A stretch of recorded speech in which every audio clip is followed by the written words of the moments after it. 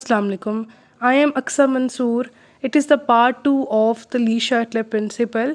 Last video में मैंने आपको बताया था कि ली-शार्टले प्रिंसिपल क्या होता है और इक्विलिब्रियम स्टेट पर अगर हम टेम्परेचर को चेंज करते हैं तो उसका आपका रिवर्सिबल रिएक्शन पर क्या इफ़ेक्ट पड़ता है. इस लेक्चर में मैं आपको effect of change in concentration बताऊंगी और इफ़ेक्ट ऑफ कैटलिस्ट के बारे में एक्सप्लेन करूंगी. ली-शार्टले प्रिंसिपल क्या कहता है? ली-शार्टले प्रिंसिपल ये कहता है कि अगर हम इक्विलिब्रियम स्टेट पर स्ट्रेस अप्लाई करते हैं, स्ट्रेस क्या हो सकता है? कंसंट्रेशन का चेंज हो सकता है, टेम्परेचर चेंज हो सकता है, वॉल्यूम या प्रेशर का चेंज हो सकता है. तो उस टाइम सिस्टम इस तरह से एक्ट करता है कि उस स्ट्रेस को, उस अफेक्ट को कम से कम करने की कोशिश में लग जाता है. तो अब हम देखेंगे कि affect of change in concentration, जब भी हम एक रिवर्सिबल रिएक्शन को स्टडी करते हैं तो किस तरह से आपका चेंज इन कंसंट्रेशन आपकी रिवर्सिबल रिएक्शन को अफेक्ट करता है. अब हमें पता है कि जो राइट साइड पे प्रोडक्ट मौजूद होते हैं और लेफ़्ट साइड पर रिएक्टेंट्स मौजूद होते हैं. रिएक्टेंट्स कंबाइन होकर प्रोडक्ट बना रहे होते हैं. तो सबसे पहले हम रिएक्टेंट्स को देख लेते हैं. अगर हम रिएक्टेंट्स की कंसंट्रेशन को इंक्रीज़ कर देते हैं तो जो आपका इक्विलिब्रियम है, यानी जो रिएक्शन है, वो फॉरवर्ड मूव करना शुरू कर देता है. क्यों फॉरवर्ड मूव करना शुरू कर देता है? इसलिए फॉरवर्ड मूव करना शुरू कर देता है ताकि रेट ऑफ जो फॉरवर्ड रिएक्शन है और रेट ऑफ रिवर्स रिएक्शन है वो इक्वल हो जाए. मींस कि रिएक्टेंट्स और प्रोडक्ट की जो कंसंट्रेशन है वो बराबर हो जाए. क्योंकि हमें एक रिवर्सिबल रिएक्शन में इक्विलिब्रियम को मेंटेन रखने के लिए प्रोडक्ट्स और रिएक्टेंट्स की कंसंट्रेशन इक्वल चाहिए होती हैं. अब यहाँ पे स्ट्रेस क्या है कि हमने सबसे पहले रिएक्टेंट्स की कंसंट्रेशन को इंक्रीज़ कर दिया. अब जब हमने रिएक्टेंट्स की कंसंट्रेशन को इंक्रीज़ कर दिया तो इक्विलिब्रियम फॉरवर्ड डायरेक्शन में शिफ्ट करेगा ताकि कुछ देर के बाद प्रोडक्ट्स की कंसंट्रेशन भी रिएक्टेंट की कंसंट्रेशन के बराबर हो जाए और ये स्ट्रेस जो है ये दब जाए, कम हो जाए, इक्विलिब्रियम जो है वो स्टेबल हो जाए. इससे बरक्स अगर हम ये काम करें कि रिएक्टेंट्स की कंसंट्रेशन को कम करें तो इक्विलिब्रियम जो है वो रिवर्स यानी बैकवर्ड डायरेक्शन में मूव करना शुरू कर देगा. अगर रिएक्टेंट की कंसंट्रेशन कम है, इट मीन्स कि आपके जो प्रोडक्ट्स हैं उनकी कंसंट्रेशन ज़्यादा है. अब यहाँ पर अनईक्वल है तो इक्विलिब्रियम पीछे जाता है ताकि कुछ देर के बाद प्रोडक्ट की कंसंट्रेशन रिएक्टेंट की कंसंट्रेशन के इक्वल हो जाए, रिएक्टेंट की कंसंट्रेशन इंक्रीज़ हो जाए. यही वजह है कि जो आपका इक्विलिब्रियम है वो राइट से लेफ़्ट यानी कि रिवर्स डायरेक्शन में मूव करना शुरू कर देता है ताकि कुछ देर के बाद रिएक्टेंट की कंसंट्रेशन भी इंक्रीज़ हो जाए और प्रोडक्ट और रिएक्टेंट की जो कंसंट्रेशन है वो बराबर हो जाए और इक्विलिब्रियम जो है वो अटेन हो जाए. अब तो मैंने आपको ये बताया कि अगर हम रिएक्टेंट्स की कंसंट्रेशन के साथ अगर हम थोड़ा सा स्ट्रेस अप्लाई करते हैं, यानी इंक्रीज़ करते हैं या डिक्रीज़ करते हैं, अगर हम ऐसा करें कि जो प्रोडक्ट है उसकी कंसंट्रेशन को बढ़ा दें तो इक्विलिब्रियम जो है वो रिवर्स डायरेक्शन में मूव करना शुरू कर देगा.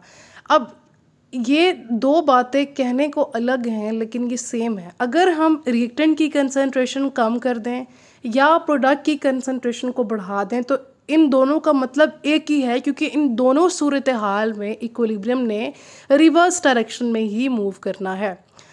दूसरी बात यह कि अगर प्रोडक्ट की कंसंट्रेशन कम हो जाए तो इक्विलिब्रियम फॉरवर्ड डायरेक्शन में मूव करना शुरू कर देता है. बिल्कुल वैसे ही अगर हम रिएक्टेंट की कंसंट्रेशन को बढ़ाएं या प्रोडक्ट की कंसंट्रेशन को कम करें तो दोनों ही सूरतों में इक्विलिब्रियम फॉरवर्ड डायरेक्शन में मूव करता है ताकि रिएक्टेंट्स और प्रोडक्ट की कंसंट्रेशन को इक्वल कर दे और एक रिवर्सिबल रिएक्शन में इक्विलिब्रियम अटेन हो जाए.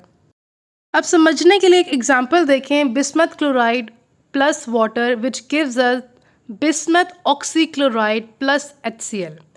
अब यहाँ पर आपने दो बातें ध्यान में रखनी हैं कि जो बिस्मथ क्लोराइड है ये क्या है? रिएक्टेंट.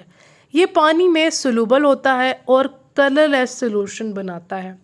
बिस्मथ ऑक्सीक्लोराइड जो है वो तब बनता है जब बिस्मथ क्लोराइड और वाटर आपस में रिएक्ट करते हैं और बिस्मथ ऑक्सीक्लोराइड पानी में इनसोलूबल होता है और मिल्की सॉल्यूशन बना देता है. अगर वाटर की कंसंट्रेशन ज़्यादा होगी तो ज़्यादा से ज़्यादा बिस्मथ ऑक्सीक्लोराइड बनेगा. हमने कहा था कि अगर रिएक्टेंट की कंसंट्रेशन ज़्यादा है तो इक्विलिब्रियम रिएक्शन आपका फॉरवर्ड डायरेक्शन में मूव करना शुरू कर देता है. अब हमें पता कैसे चलेगा कि रिएक्टेंट की कंसंट्रेशन ज़्यादा है या प्रोडक्ट की कंसंट्रेशन है? ज़्यादा है। अगर आपका जो सॉल्यूशन है ज़्यादा मिल्की होगा, इट मीन्स कि आपकी रिएक्टेंट की कंसंट्रेशन ज़्यादा है, क्योंकि जब भी रिएक्टेंट की कंसंट्रेशन ज़्यादा होती है तो आपका इक्विलिब्रियम यानी कि रिएक्शन फॉरवर्ड डायरेक्शन में मूव करना शुरू कर देता है, ताकि दोनों की जो कंसंट्रेशन है उसको बैलेंस कर दे। तो अब चूंकि अगर वाटर ज़्यादा होगा, इट मीन्स कि रिएक्शन फॉरवर्ड मूव करेगा और उतना ही ज़्यादा बिस्मथ ऑक्सीक्लोराइड बनेगा और उतना ही ज़्यादा जो आपका सोल्यूशन है वो मिल्की होता रहेगा। अगर सोल्यूशन ज़्यादा मिल्की है, इट मीन्स के रिएक्टेंट की कंसंट्रेशन ज़्यादा है। लेकिन अगर हम एक प्रोडक्ट को इसमें डाल दें, HCl अगर हम ले लेते हैं, अगर हम HCl को डालते हैं बिस्मथ ऑक्सीक्लोराइड के अंदर और ज़्यादा डालते हैं कि HCl की कंसंट्रेशन ज़्यादा हो, तो अब यहाँ पर प्रोडक्ट की कंसंट्रेशन क्या है, ज़्यादा है, क्योंकि HCl क्या है, एक प्रोडक्ट है। अगर प्रोडक्ट की कंसंट्रेशन ज़्यादा होगी तो इक्विलिब्रियम यानी रिएक्शन आपका रिवर्स बैकवर्ड डायरेक्शन में मूव करना शुरू कर देगा। तो अब यहाँ पे क्या होगा कि सोल्यूशन जो है वो कलरलेस होना शुरू हो जाएगा, क्योंकि बैकवर्ड डायरेक्शन में जा रहा है, बिस्मथ क्लोराइड बना रहा है। बिस्मथ क्लोराइड क्या है, पानी में कलरलेस होता है। इट मीन्स कि अगर सोल्यूशन मिल्की है, आपने समझ लेना है कि रिएक्टेंट की कंसंट्रेशन ज़्यादा है, क्योंकि ज़्यादा पानी में बिस्मथ ऑक्सीक्लोराइड मौजूद है और जो कि वो सोल्यूशन को मिल्की बना रहा है। लेकिन अगर आपका सोल्यूशन कलरलेस है, इट मीन्स के प्रोडक्ट की कंसंट्रेशन ज़्यादा है, क्योंकि जो रिएक्शन है या इक्विलिब्रियम है वो रिवर्स या बैकवर्ड डायरेक्शन में मूव कर रहा है। शॉर्ट में फिर से एक समरी बता देती हूँ कि अगर रिएक्टेंट्स की कंसंट्रेशन ज़्यादा होगी या प्रोडक्ट की कंसंट्रेशन कम होगी तो आपका इक्विलिब्रियम, आपका रिएक्शन फॉरवर्ड डायरेक्शन में मूव करना शुरू कर देगा।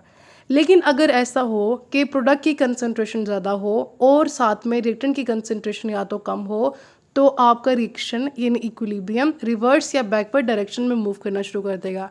अब यहाँ पर मैंने आपको कहा था कि बिस्मथ क्लोराइड कलरलेस सोल्यूशन बनाता है, जबकि बिस्मथ ऑक्सीक्लोराइड मिल्की सोल्यूशन बनाता है। अगर सोल्यूशन आपका कलरलेस है, इट मीन्स कि रिएक्शन आपका बैकवर्ड डायरेक्शन में जा रहा है। इट मीन्स कि प्रोडक्ट की कंसंट्रेशन ज़्यादा है, इसके अलावा रिएक्टेंट की कंसंट्रेशन कम है। लेकिन इससे बरक्स अगर आपका सोल्यूशन मिल्की है, इट मीन्स कि रिएक्शन यानी इक्विलिब्रियम फॉरवर्ड डायरेक्शन में मूव कर रहा है। मीन्स के जो रिएक्टेंट की कंसंट्रेशन है वो ज़्यादा है और प्रोडक्ट की कंसंट्रेशन कम है। यानी सोल्यूशन में अब क्या है कि बिस्मथ ऑक्सीक्लोराइड ज़्यादा से ज़्यादा बनेगा, क्योंकि बिस्मथ क्लोराइड वाटर के साथ मिलकर बिस्मथ ऑक्सीक्लोराइड बनाता है। रिएक्टेंट ज़्यादा होंगे तो बिस्मथ ऑक्सीक्लोराइड ज़्यादा बनेगा, जिसकी वजह से सोल्यूशन मिल्की होता रहेगा। नेक्स्ट है effect of catalyst on equilibrium. देखिए, जो कैटलिस्ट है उसका रिवर्सिबल रिएक्शन में कोई भी इफेक्ट नहीं पड़ता। एक पॉजिटिव इफेक्ट ज़रूर पड़ता है कि कैटलिस्ट आपके रिएक्शन की जो इक्विलिब्रियम पोजीशन है उसको अटेन करने में एक तो हेल्प करता है। मींस के आपके फॉरवर्ड और रिवर्स जो रिएक्शन है उनके रेट को इंक्रीज़ कर देता है और टाइम को रिड्यूस कर देता है इक्विलिब्रियम स्टेट तक पहुंचने के लिए। अब ज़ाहिर बात है, एक रिएक्शन है उसको इक्विलिब्रियम अटेन करने में टाइम लगता है, लेकिन अगर आप कैटलिस्ट उसमें डाल देंगे तो इक्विलिब्रियम जो स्टेट है वो जल्दी से अटेन हो जाएगी। दोनों रेट ऑफ फॉरवर्ड और रिवर्स रिएक्शन इंक्रीज़ हो जाएंगे। इंक्रीज़ का मतलब है कि दोनों इंक्रीज़ एक साथ होंगे, सिमिल्टेनियसली इंक्रीज़ होंगे कि इक्विलिब्रियम स्टेट ऑब्टेन हो जाएगी और दोनों आपस में इक्वल होंगे, लेकिन एक ऑपोजिट डायरेक्शन में टेक प्लेस कर होंगे। इसके अलावा कैटलिस्ट क्या करता है कि फॉरवर्ड और रिवर्स जो रिएक्शन है उसको एक नया पाथ दे देता है उसकी एक्टिवेशन एनर्जी को कम करने के लिए। तो कैटलिस्ट का वैसे इक्विलिब्रियम स्टेट पर, इक्विलिब्रियम पोजीशन पर कोई इफेक्ट नहीं है, लेकिन ये इसके फ़ायदे हैं कि ये रिएक्शन को तेज़ कर देता है। आज के लिए बस इतना ही। मैं उम्मीद करती हूँ कि आज का लेक्चर आपको अच्छे से समझ आ गया होगा। Thank you so much for watching. अल्लाह हाफ़िज़।